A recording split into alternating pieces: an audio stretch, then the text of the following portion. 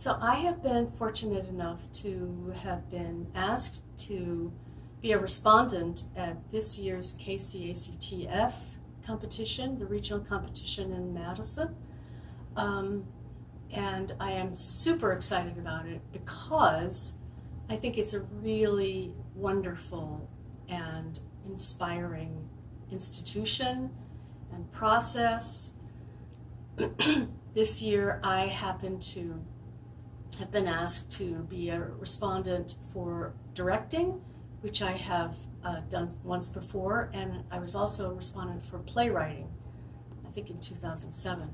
And it's so cool because you see all of these kids coming together for our region, which is Region 3, which is Wisconsin, Illinois, Indiana, and Michigan, college students involved in theater, and whether it's as directors or as actors or as technicians or as playwrights, they are so excited and in love with theater, and it's really wonderful to see, especially as you proceed along your path in theater.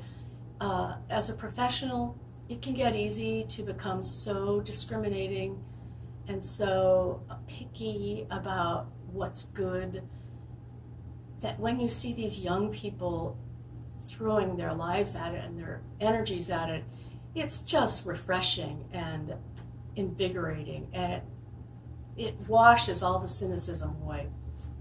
Even though some of the stuff is not perfect, who cares? How could it be? They're young, they're in their college years or early university years. And my personal experience right now is that in addition to being a respondent, my play Midnight and Mall Flanders, which was just produced at UW-Parkside, made the cut and is being asked to be produced in Madison during this time of January 19, 2018.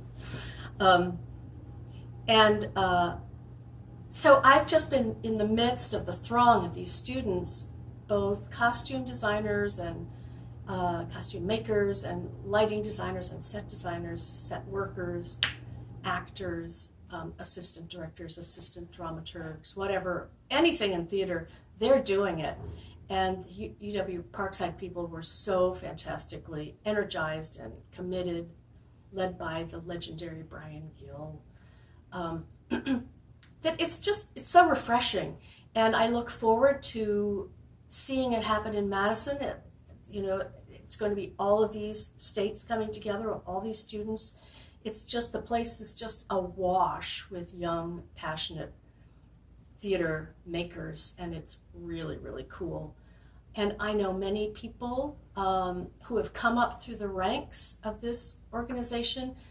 It's centered in the Kennedy Center in DC, and it spreads throughout all of our states, and they have these things every year.